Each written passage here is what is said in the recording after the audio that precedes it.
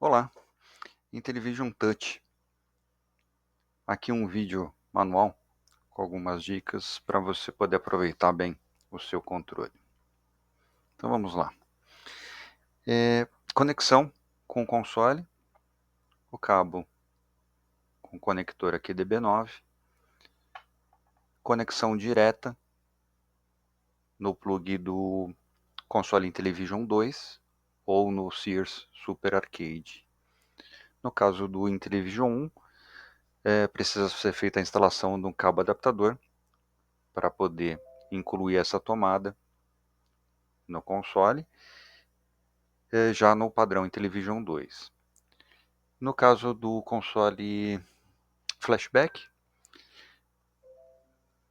ele tem o conector, mas precisa de um adaptador para poder fazer a conversão dos sinais elétricos. Alimentação com cabo USB tipo C, qualquer carregador de celular, saída de 5 volts e aí pelo menos 500 mA de corrente.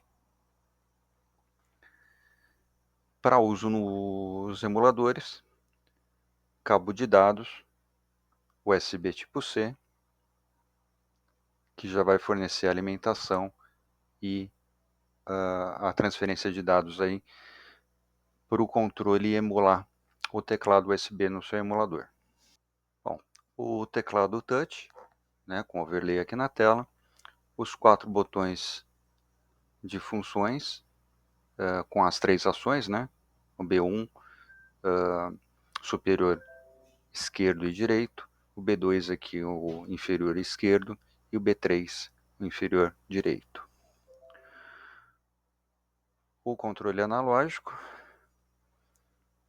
com as 16 posições e o duplo clique no botão desse analógico, né, pressionando ali para baixo 2 vezes seguidas, né, para acessar a pausa do jogo e o menu.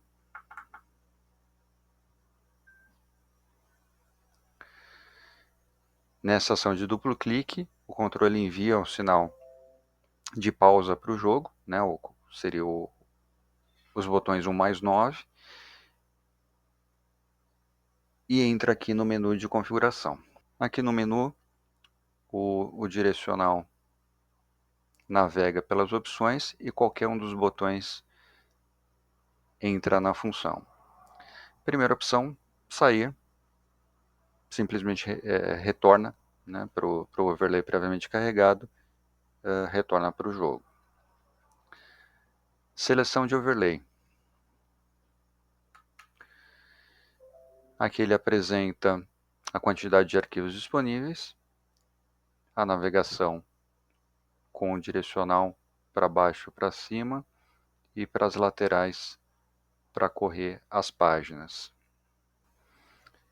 Escolhido o overlay, qualquer botão de ação vai carregar o overlay e retornar para o jogo. Novamente aqui no menu. Conexão console. Essa aqui é a saída padrão, indicado aqui com um círculo, de que essa saída aqui está ativa. Então o controle está enviando os sinais para o console. Conexão USB. Conexão USB teclado Player 1 ou Player 2. Selecionando essas opções e estando o controle conectado no emulador com cabo de dados, o controle vai passar a emular um teclado USB com um mapeamento aqui definido para o Player 1, ou o controle esquerdo, ou o Player 2, que é o controle direito, para que 2 pessoas possam jogar ao mesmo tempo. Então, para isso, com 2 controles, um dos jogadores vai selecionar a opção Player 1, outro jogador vai selecionar a opção Player 2. Selecionada essa opção,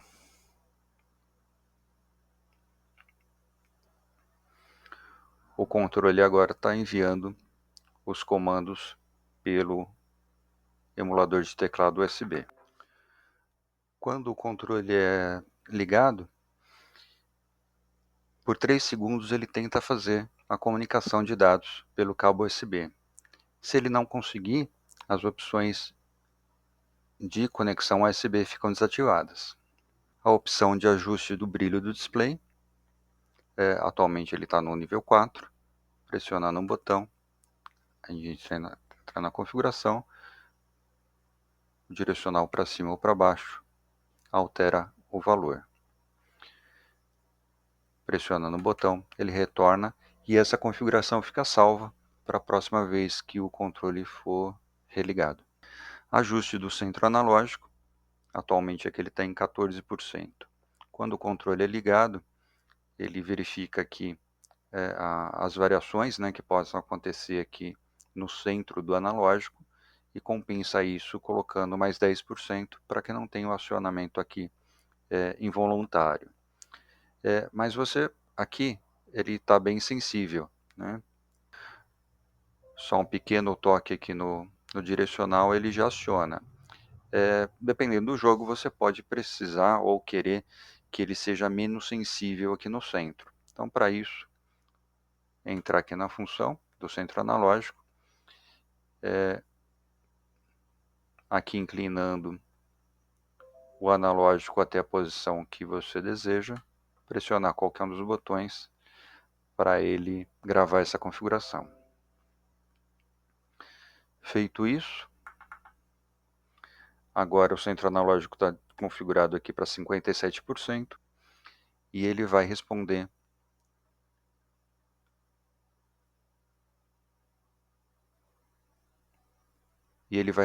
mais longe do centro.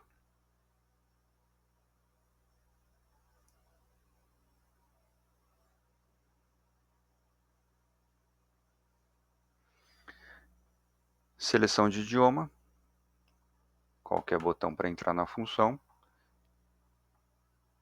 Selecionado o idioma, é feita a alteração da linguagem aqui do menu e essa configuração também fica salva para a próxima vez que o controle for religado. Opção de teste de funções, é apenas um teste aqui para verificar se todos os comandos estão funcionando. E aqui, inclusive, no direcional, ele mostra qual das posições que está sendo enviado e também o teclado. Para sair dessa função, é só pressionar o direcional. E a última opção, né, o sobre e instruções.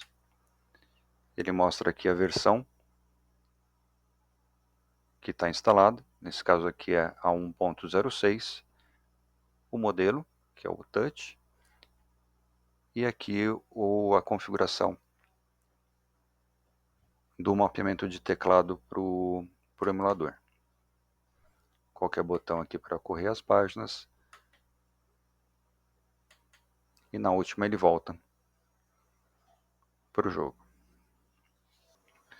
E aqui conectado o controle com o cabo USB no computador Windows, a gente tem acesso aqui aos arquivos da memória flash. Nessa pastinha aqui, JZ e NTV, está o arquivo de configuração do mapeamento de teclado para o emulador, JZ e NTV. E aqui na pastinha Nostalgia, o arquivo de configuração de mapeamento de teclado para o emulador Nostalgia. E aqui na pastinha Overlays, nós temos as imagens dos overlays que podem ser carregados no controle.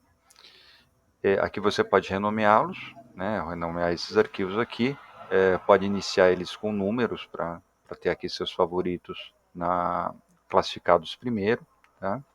E você pode excluir, alterar, adicionar outros overlays aqui. Obrigatoriamente a extensão BMP, e o arquivo de imagem recortado na medida de 240 por 320, tá? Com 8 bits de cor, para economizar espaço aqui, para poder caber mais overlays. As outras pastas e os outros arquivos que estão aqui na memória flash fazem parte do firmware, então esses outros arquivos a gente não mexe, tá? Então você pode usar as pastinhas aqui onde estão armazenados os arquivos de configuração para os emuladores e a pastinha de overlay para você poder customizar os seus. Qualquer outra dúvida, pode procurar a gente lá no grupo WhatsApp. Vai ser um prazer ter você lá conosco. Fora isso, é só se divertir bastante aí com o seu controle. É isso aí, valeu!